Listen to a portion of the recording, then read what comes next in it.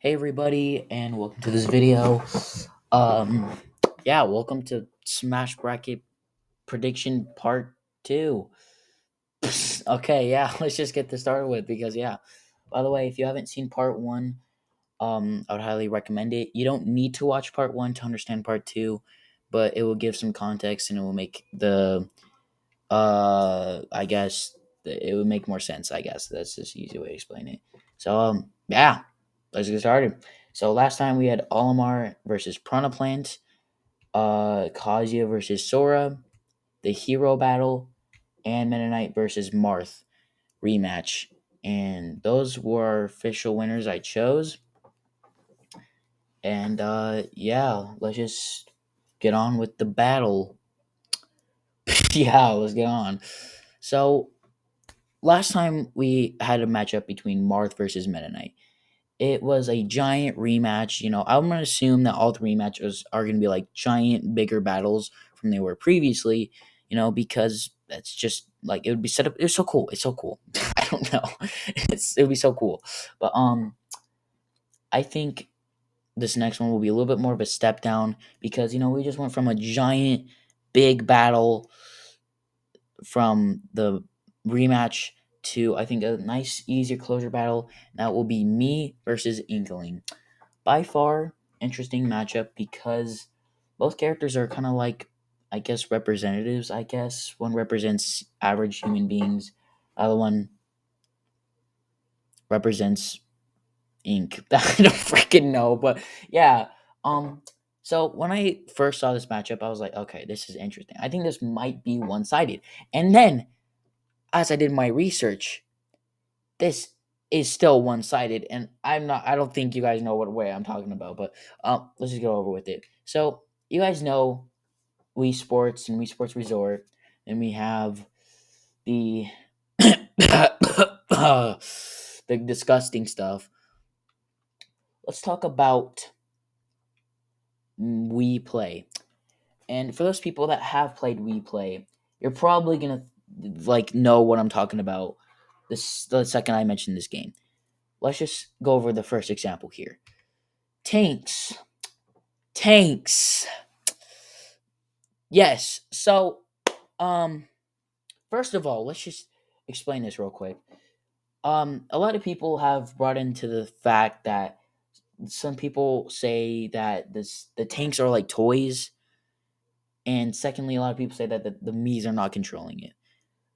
Let's get over those real quick. The first thing, yes, the Mii's are definitely controlling the tanks. You could see it's the same color Mii as player one being blue, and Mii's are not really characters; they're representatives of the players. The players are controlling the tanks, meaning that the Mii's are controlling the tanks.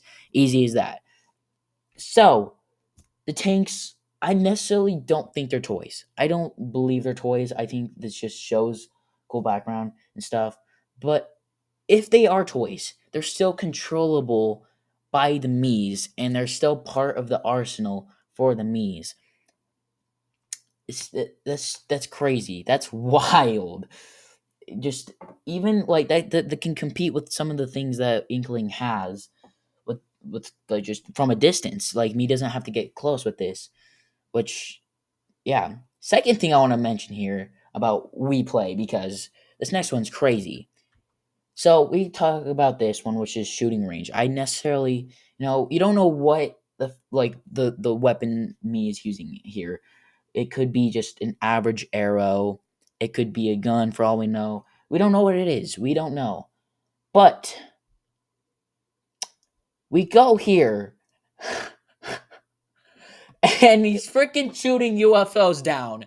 What the honk? What is this? This looks terrifying. Okay, no, look, really though, Mies, I don't know if you know this here, but there's three UFOs. One of them's completely destroyed now, just so you know. Like I don't know if you can see that, but is no longer with us.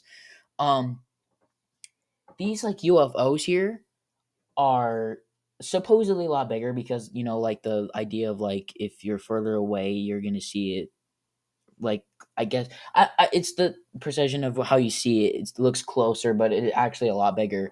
So the thing is, I don't know exactly what the honk the weapon is here. You would assume it's like a rocket launcher or something, but it also is casually like a, you know, a weapon that can not destroy a cannon in an instant. So I don't quite know what this weapon is. I'm gonna say it's just a weapon that has explosive capabilities, or these are just some weak UFOs. Either way, it is still pretty impressive by far. This is just a terrifying image. I'm not gonna lie. So yeah, that's that. Yeah, yeah. Next one we're gonna talk about is from the classic Wii Sports, and that is baseball. Now, thing is, baseball, it's pretty athletic. Most of the things me does is an athletic feat, really than like a capability feat, if that makes sense. But this feat is wild. This dude, an average me, is able to run around a whole baseball field in 6.5 seconds. And yes, I timed it multiple times. I get 6.4 to 6.7. That's it. 6 seconds to run a whole freaking baseball field is wild. Wild. That's record breaking. Like 6 seconds. Yeah. Um, I don't know. I really don't know. That's crazy. So yeah, then you might be thinking, well, this is just gonna be an easy one for me now. We got given so much factors here. But let's talk about Inkling real quick. So the first thing I want to put in here is that I don't know if the ink that Inkling has is lethal to humans. It's obviously oh wow, that was painful. It's obviously lethal to other Inklings. It can it can, yeah, everyone knows Platoon. It's obvious. Um we know the factors of Inkling's weaknesses are like fire, water, and other ink from other users. Thing is, me does not have any of those except maybe the fire capabilities. We'll talk about that later on, though.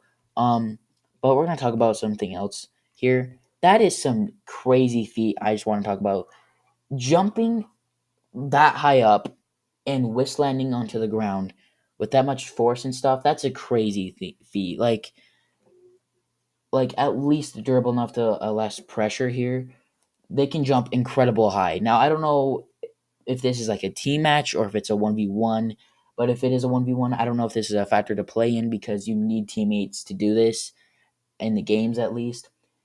Meanwhile, if you did this in a 1v1, you wouldn't be able to do this type stuff. So it's kind of tricky to assume stuff like that, especially in the bracket when you don't really know too much about it yet. We're still in the early stages of the bracket.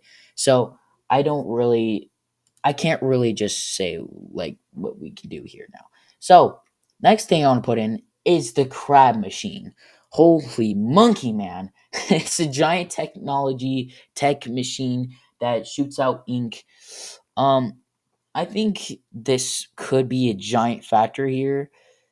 uh at least if they're like planning on making the tank that me uses an actual tank, this would be so fire to see, like a giant take with me in it, and then the crab machine. Holy moly! But I don't know. This is a really important feat because there's no really top strength feats that me has other than like knocking out another me, pretty much.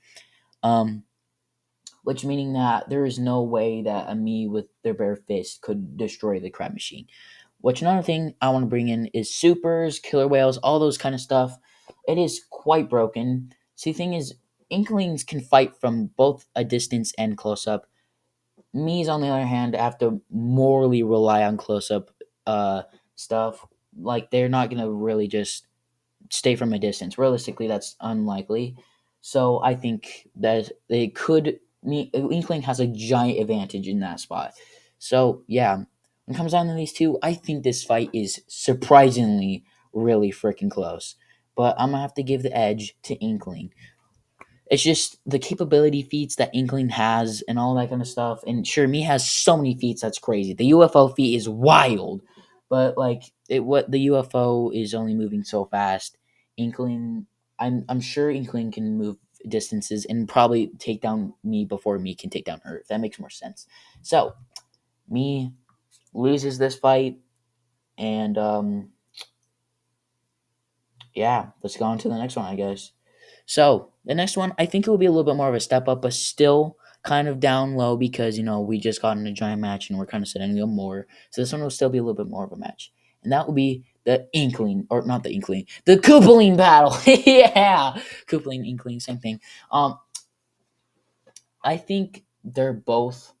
All of them have like a chance in a way where it's different, but I'm just gonna break it down fast because I don't need to explain this a lot. So let's get over. These four have zero chance. Larry Lemmy, easy takedowns. They are not winning this. Lemmy is probably the weakest Koopaling by far, being no lethal options and maybe a knockout option at the tippity top most. And that's pretty much it. Larry by far his magic capabilities is not great. Um Super slow, not really. I mean, high distances are pretty good. Their ability is decent. It's not crazy, but it's he's it's not bad. It's decent. Next one out here is Morton. Morton by far has a lot of potential here, and I actually think Morton potentially could be in the top four, but I think he barely stretches out here. His durabilitiness is one of the better ones here. Strength wise as well. Usually not one of the smarter ones though, so that's definitely a factor we have to put in. And yeah, Morton by far has a lot of capabilities, which is exactly why I could see people thinking he would be in the top four, which I actually think he could be in the top four as well. But yeah, and Wendy's the final one, which speed wise she's great at. Um, Capabilities though is not really so high. So yeah, let's just go on. So from fourth place, I think it will be Roy. Roy is crazy strong, one of the stronger ones, and has a strategy that could work. He pretty much has a stun move that allows him to stun his opponents, which is a crazy strategy in this fight. His magic is okay and his speed is decent. It just comes down to his real strength wise. But coming down to this, it's not gonna help him go so far into this fight, which is exactly why I don't think he will win this. The third place, I think it will be Iggy, which some people might be surprised about this. Iggy by far is one of the fastest Koopalings and might just be one of them. He's quite strong, not like crazy, but he is quite strong, and he's quite durable as well, like an average Koopaling would. But the thing I need to talk about that has such a branch over is his IQ and his like technology usage. He is one of the smartest Koopalings by far. He also is an animal tamer. Apparently, I did not know this. So he uses things like chain chomps, uh, and stuff like that. And yeah, so yeah, he has just a lot of advantages that way. Um, and the last key factor I think he has is he could build things. He could just he's tech savvy. He's able to build things, and I'm pretty sure he's also able to build things during a fight. I don't know. I haven't played Mario and Mario and Luigi games, but those are factors, I guess. Um, yeah. Second place, I think, will be Ludwig. Yeah, I know. It's wild. This dude is probably the best with his magic, being able to clone himself, his magic and certain capabilities. And he is considered one of the oldest, if not the oldest, making him having the most experience and at least that way because I mean he's here before the other ones, so yeah. Um Another thing to mention is that Ludwig is considered the smartest one. Iggy is one of the smartest, if not the second smartest, and Ludwig is the smartest. So, yeah. Um, yeah, and let's go on with what I think. And I think Bowser Jr. is going to be the winner here. He's okay. First of all, he's the son of Bowser. Like, let's be real here. Um, he, his. Let's just explain the capabilities here. In his arsenal, he has both the magic paintbrush and the clown cart. The magic paintbrush stomps over any of the magic capabilities and magic wands that any of the other Koopalings have, mainly since Bowser Jr. can turn into a lot of factors. It's not clear that he's able to turn into anyone he wants, but he's confirmedly able to turn into Mario and just pretty much 1v1 him, which none of the Koopalings have been able to successfully do. So, I mean, there's that. The thing is, the clown cart. I mean, sure, a lot of other Koopalings or generally enemies have used the clown cart, but it is considered Bowser Jr.'s because he's used it the most. That's his thing. You think clown cart, you think either Bowser or Bowser Jr. Um, He's also apparently able to breathe underwater for pretty much ever, which is crazy. Clowncar has way much more capabilities than beforehand, which means that Clowncar by itself might just be enough. But I also want to talk about a feat Bowser Jr. has that makes him quite crazy, and this is the feat Bowser Jr.'s durability feat. Bowser at this point on is if you played New Super Mario Bros. U, Bowser is about 40-ish feet at this point, measuring Mario being about 5 foot something something. We just it's about estimate. It's not real. It's that's kind of the closest thing we got here, about 45 feet ish. Then he falls. It takes about 3 seconds, meaning around rough. It's about 100 and something feet, like 120 to 180 feet, which is a crazy drop. And Bowser Jr. just kind of jumps off. So, uh, yeah. And he lives it. He's fine at the end. So, um, none of the Koopalings have ever lived that amount of durability or shown that amount of durability. So that's just the one key factor there that is quite impressive. Um, yeah. So out of the Koopalings, I think Bowser Jr. will be the winner and be the representative for the Smash bracket. All right, then I think we're gonna get Zelda plus Sheik and Pyra plus Mithra. Okay. Ugh. Let's just start this over real quickly because this is wild. Pyra and Mithra, from my understanding of the game, did absolutely nothing. Okay, from what I've seen from the game, I have not played it, but I've seen more clips than I want to. Pyra and Mithra pretty much did nothing in the entire game and allowed Rex to do most of the work. It's at the very end they decided to do stuff, which is yep. They're strong. Their magic capabilities are strong, but experience wise, they're not great. Uh, Strength and durability, they're not amazing. It's not bad. It's just very yeah. it's the thing. And then meanwhile, Zelda and Sheik are on a completely different level here. Zelda was able to seal Ganon for how many years? 100 or something like that. A lot. Which sealing a god for that long, meaning their magic capabilities are so much more experienced, I guess. And plus, Zelda has way more experience. Has lots of different magic capabilities that is quite wild. Um, and has is wisdom. She knows a lot. She's experienced in the smarts. And on top of that, it's his Sheik, and Sheik is quite crazy, being way faster and a lot stronger as well. And it just brings this fighter in equal parts. Another thing is, uh, both Zelda and Sheik are one and the same. They're both the same person. Meanwhile, Pyre and Mithra are completely two different people. Meaning, switching between Pyre and Mithra is a lot harder to manhandle. Meanwhile, Zelda and Sheik can just like that, just a snap of the fingers, and there you go. So, yeah, I'm not gonna lie. This is a pretty easy fight, but yeah, Zelda moves on to the next round. Now, I want to go to a much bigger fight. And like I said before, with the rematch stuff, before we got to talk about Ike versus Richard.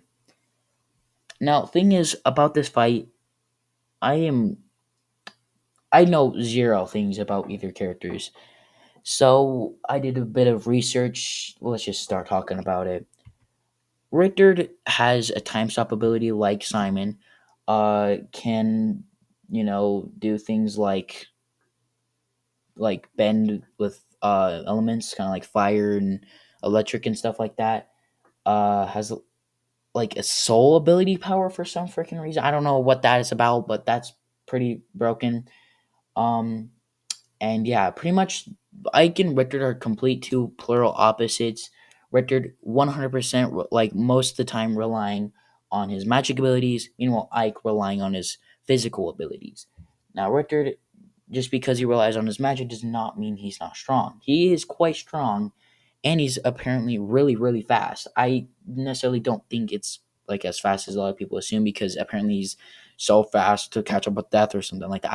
I no, I don't think so. But it is what it is. Richard also has a lot of like stuff in his arsenal, like the whip. A lot of people know about the axe, swords. Apparently, the sword ability, not really an actual sword, but you know what I mean. And yeah. Now, meanwhile, uh, Ike has a lot of strength and a lot of durability. A lot of durability. He's pretty good with his sword, meaning he's gonna keep this fight close. So, yeah. Thing is, you're putting plural opposites against each other. You're putting someone that relies on range, and then you're putting someone that relies it to be close, and you put someone that relies on magic, and you put someone against that relies on plural strength, which is exactly why I think this fight could go in a certain way. It doesn't matter, but I think the fight comes down to Rickard winning. The reason for this is I just don't know if I have enough information. I don't know if I know a lot. Uh, I don't know. I'm gonna go off what I think is more likely in this case, and I just think Richter has the more likely chance. Now I'm talking about the rematch I was getting to: King K. Rool versus King DDD. By far, quite interesting match. Um, yeah. King K. Rool versus King DDD is that happened originally. I feel like a lot of people swept on that match. And it's because a lot of people knew the fact that King Dedede was gonna win that. The thing is, I still don't necessarily know why they're doing a rematch about this. Like, please, just do a rematch about Pikachu versus Pac-Man. It's needed. It's needed. But anyways, thing is, King Dedede is a lot stronger, a lot faster. Well, I mean, I guess he's a little bit faster, yeah. He's a lot more durable. I would assume he had a lot more experience with higher abilities. Meanwhile, King K. Rool is pretty much only done with Donkey Kong pretty much the entire time of his in-game appearances, which is okay, I guess. Thing is, King Dedede pretty much wins in every factor here, but King K. Rool has one factor that he's above on, and that is technology. Which the technology he uses, like the cannonballs, the jetpack thingies, the electric shockies, they're all factors that are pretty important, but all of them could be countered or just rebounced back at King K. Rool, which the factor just puts King K. Rool's only a factor above down. So I'm just gonna be honest here. This is not going to go well for King K. Rool. Yeah, it's going to be one of those examples of the rematch wasn't necessary. But hey, it's still, I really want this as a rematch. I'm quite excited for that battle. And for the final one of this video, which will be Palutena versus Byleth. I know, I had to finish on a strong note. I had to. Thing is, doing research about both characters, it is quite head aching.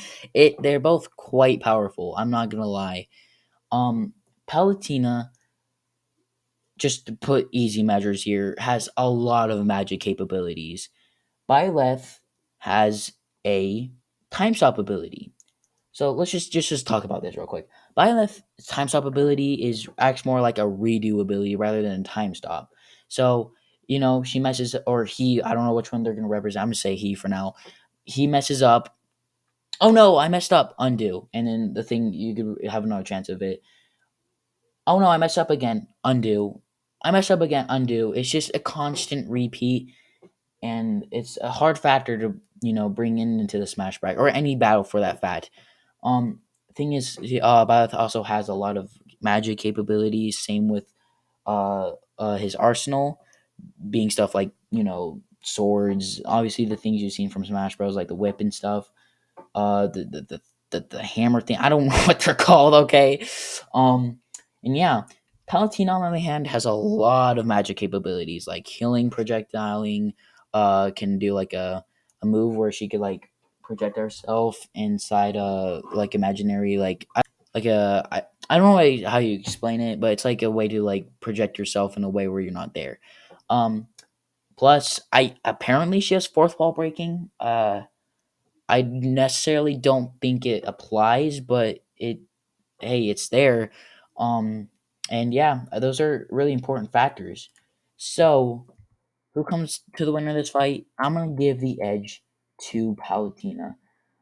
Um, the reason for this is because Palatina, I think, has just way more magic capabilities compared to Byleth. Like, you know, just way more stuff to do compared to Byleth that are also a lot more reliable. So yes, Byleth may have like an undo button that is pretty practical and pretty much the only reason why this battle is considered close. But I do think a factor is important. So that's all for part two. If you want me to do a part three, I will probably do it. And that will probably be the last part until round two.